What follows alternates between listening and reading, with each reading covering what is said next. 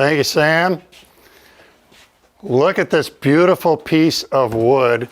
And if I cover this up for a second, bonus points if you can identify it. This is hackberry, and it's an unusual species to run across. I'm really happy to have found this slab. And I've got a pretty neat plan going on here. We're gonna get it cut so we end up with a large table and a small table. What I'm thinking is a coffee table and a side table. And as part of this whole process, we'll work through the cut, sanding, a couple different sanding operations going on, and ending up with some hairpin legs to make this really the final product. Now, cutting.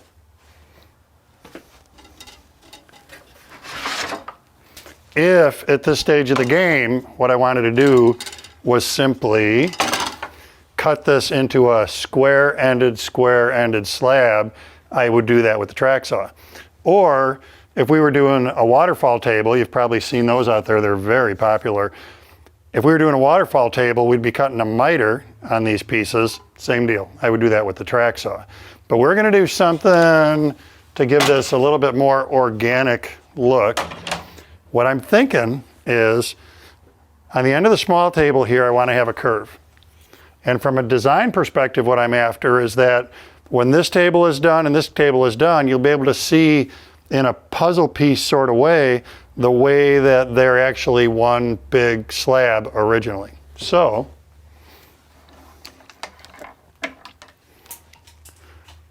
this is a wonderful thing. These are called flexible curves. Rubber with steel inside so I can form it and it'll stay. And this is gonna let me mess with the shape I'm doing. And from a design perspective, what I'm after is I want this center, this length point, to be about the same as the width of this piece. So I'm basically generating a square in that small one. I don't know. Maybe I got it on the first try. What do you think? I kind of like that. All right. Beauty's in the eye of the beholder, right? So there's no wrong here.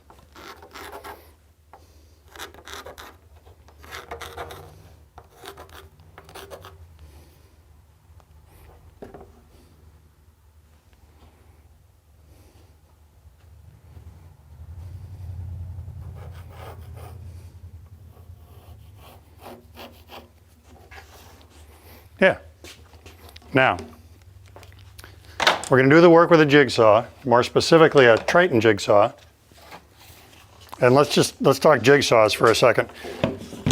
One of the things we want to have is enough capacity to make our cut, so we've got the right blade in for that. The other thing is for the work that we're doing here, this is a pretty thick slab, and I'm going to ask the saw to give me an aggressive cut so I can keep moving here. So that's all about the pendulum motion of the blade. So here's how this works. On this saw, when that's on 3, and I'll run it in a sec so you can see, that's going to give me a real aggressive pendulum action. And when I have it on 0, not so much. So 3, aggressive pendulum, more aggressive cut. If I was cutting on a sheet of plywood, I wouldn't want that because I'd have a propensity to chip the veneer on top. So that's where I would dial that back down to 0. So let's have a look at this. I'm on the aggressive action now.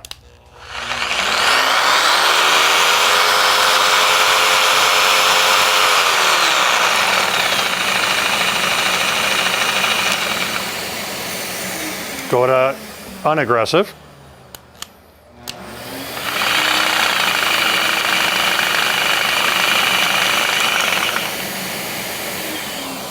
And of course, the other thing I was messing with there was speed control, and that's a handy feature because if I'm having a hard time staying on the line, what I might do is use the aggressive cut, but at a lower RPM, so that if it wanders a little bit, it doesn't wander way off the line. It gives me a little bit better control. So messing with that variable speed to find the setting that's right for you is good. And then the other thing that's great here is just the grip options on this saw are good. Depending on what position your body's in, what position you're in, there are a variety of ways you can hold onto the saw so that it's comfortable for you and you can see what you're working on here. All right, enough chatter. Let's choppa choppa.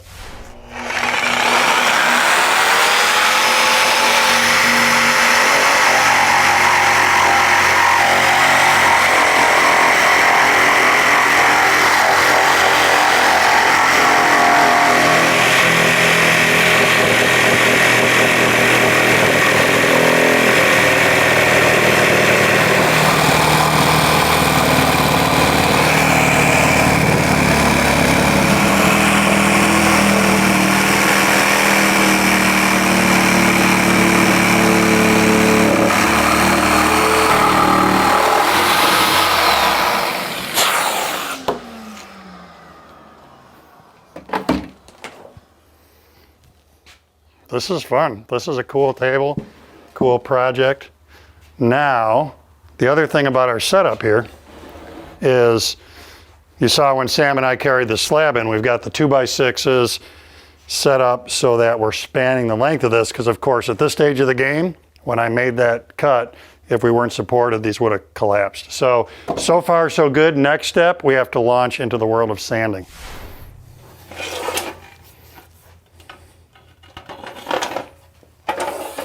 Next step for sanding, I want to get the slab into the super jaws so that it gets a good bite on them.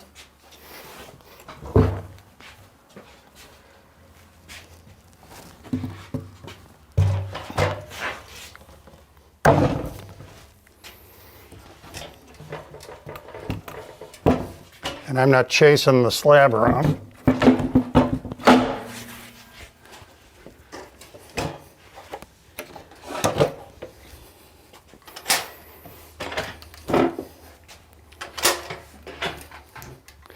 And first sanding we'll do is on the curve. This is such a great example of an occasion where taking the tool to the work instead of the work to the tool is bigger, better, faster, stronger. So huge slab. The idea of taking this thing to some kind of a sander to work on this curved edge would be really, really tough to do. However, what I can do is bring the spindle sander to the cut and work my way through. Variable speed, so that helps give me the control I need to make sure I don't burn and I cut at the right rate. Different size drums are available for it. This is going to do a great job on this edge.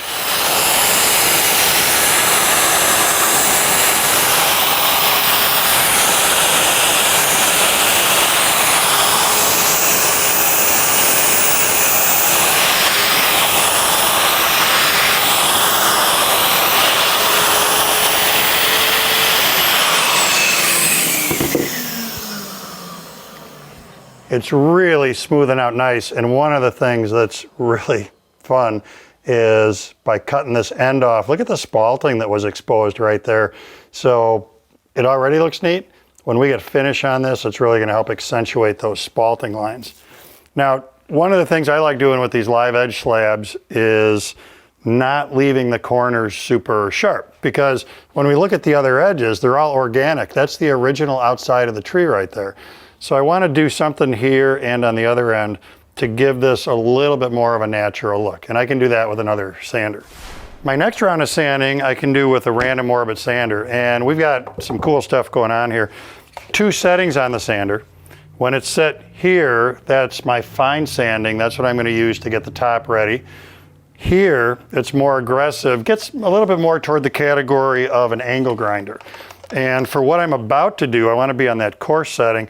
And I'm going to use that to start wicking down this corner and giving it that more organic look I was talking about.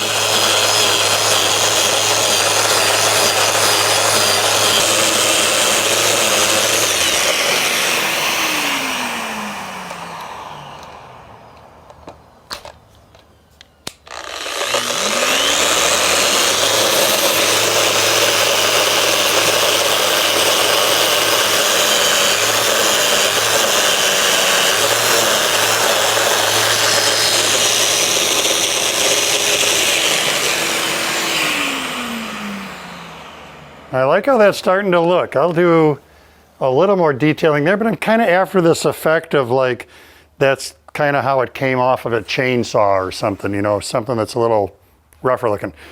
On the top of this, now we can stay initially in that more aggressive mode because I got to get the marks off of it. There's quite a bit of sanding to do. And then transition back to the fine sanding mode as we're sneaking up on the point where we're getting more finish sanding going on.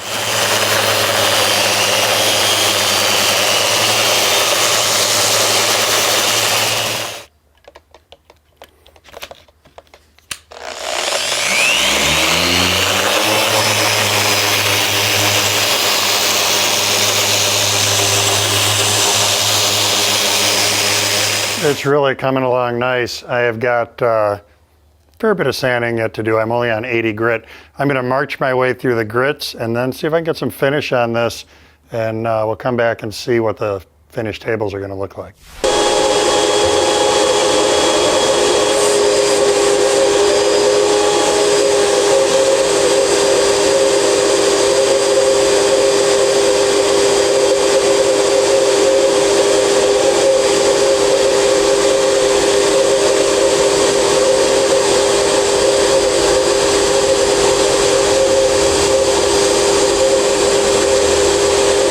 What do you think of this hackberry table? I like it a lot. This multi-level idea, making one big slab into two tables, and then this sort of puzzle shape of how you can see that they came from the same slab originally. Great work from the Triton tools to help make this happen, between the curve cut, all the sanding that had to be done.